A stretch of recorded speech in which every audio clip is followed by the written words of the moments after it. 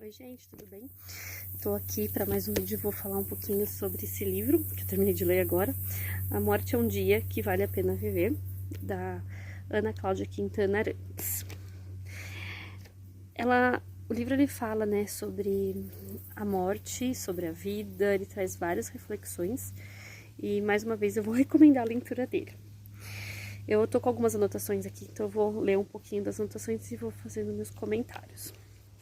A consciência da morte nos permite construir o que deveríamos ser.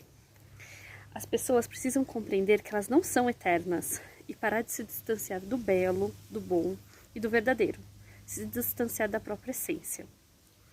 É uma ingenuidade as pessoas não olharem para as próprias limitações e necessidades, pois os lixos ficam presentes. Eles, né? Então você pode ignorar a presença dele, mas eles estão lá, eles cheiram mal, eles trazem desconforto e causam doenças. Ela fala muito também no livro da importância da gente viver o momento e viver intensamente, e viver o verdadeiro. Porque viver meio morta para as relações de amizade, para os encontros com seus pares, né, na sua relação com o sagrado, em sua vida, é praticamente não ter vivido, né? É não viver a verdade. Estar ausente da própria existência talvez seja a maior causa de arrependimento no leito de morte, né?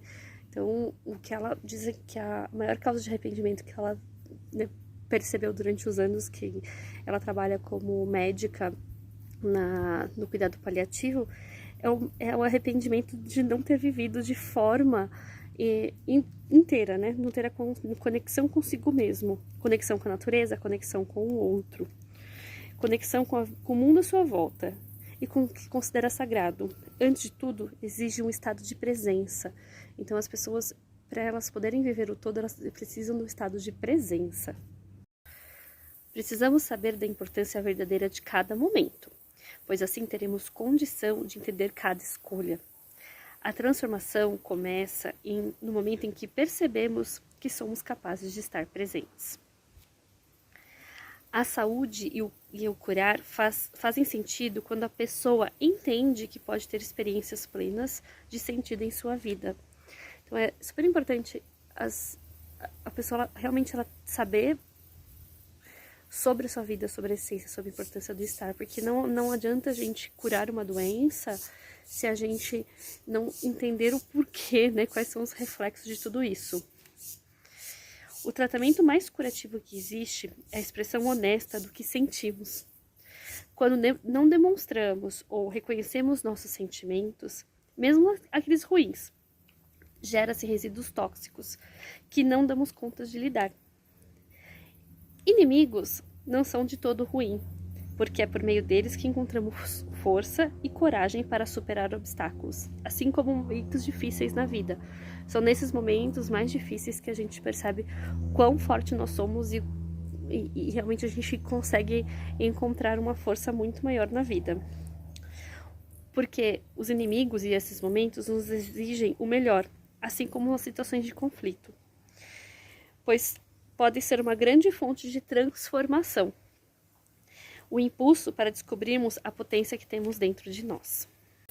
Todos nós temos, né, momentos difíceis e sofrimento. Ter cicatrizes não é ruim. O ruim é você deixar sua ferida aberta. Faça de você mesmo uma pessoa feliz. Mas não se assuste se o estado de felicidade for alcançado depois de um momento muito difícil da vida que foi superado. Saber que sobrevivemos, apesar de né, estar coberto de cicatrizes, estarmos melhores e mais fortes do que antes, nos traz um estado de felicidade plena. Nós não somos ensinados a perder e a lidar com o sofrimento, pois somos ensinados a ganhar. No entanto, saber perder é a arte de quem conseguiu viver plenamente o que ganhou um dia. Aceitar a perda tem uma função vital na nossa vida, que continua. A melhor forma de continuarmos vivos, apesar das perdas, é estar presente na vida, vivendo plenamente o amor. Pois se vivemos tudo que aquela relação poderia dar, nós estamos livres. Nada nos prende, não há pendências. É entrega total, a experiência que permite o desapego, né? Quando a gente fala que muito, né, durante o luto, né, e durante as perdas, né, a gente percebe que tem muitas, né, e ela comenta isso também no livro, que tem muitos casos de pessoas que no momento ali da perda, ou, né, após a perda, né, com a perda efetivada, as pessoas, elas sentem desespero pelo não feito do que pelo feito, né, e porque não teve uma entrega total no momento que poderia ter.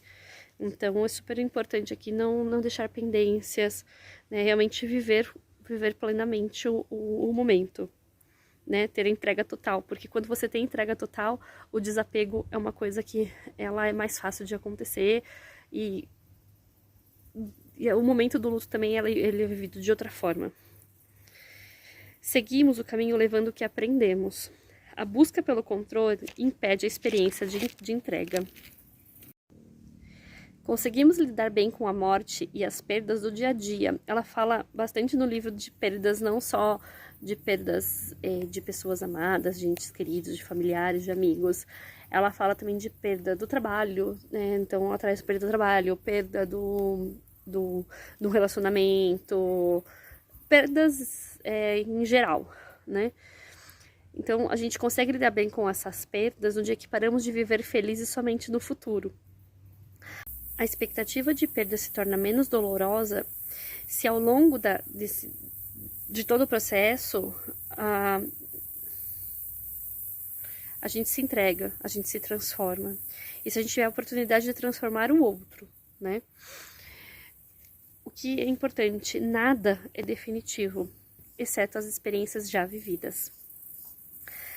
Ela até menciona que não há uma morte absoluta daquele ser humano amado. Então, que na verdade é a morte do corpo físico, né? Mas que tudo que a gente viveu, né, junto com aquela pessoa, tá dentro e vivo dentro de mim.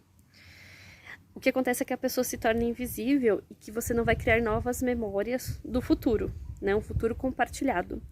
Mas você saberá encontrar dentro de si mesmo aquela pessoa, as experiências que você viveu com ela, né? Então, isso que é importante. O importante no luto é valorizar o legado, porque não é justo enterrar tudo com o corpo. Então, se a pessoa trazer amor, paz, força, mantenham, não enterre junto com a pessoa. Luto é um processo que sucede o rompimento de um vínculo significativo. A experiência de perder tira de nós a percepção que cultivamos sobre estabilidade, sobre a ilusão de controle. O luto é um processo de profunda transformação, porque a vida é diferente depois da perda, pois não temos a percepção do outro e a referência do outro mediante as nossas vidas. Não existe nada de errado em ficar triste, como também não existe nada de errado em sorrir, pois, ao lembrar de momentos felizes, o mais esperado é que você sorria, né, mediante a eles.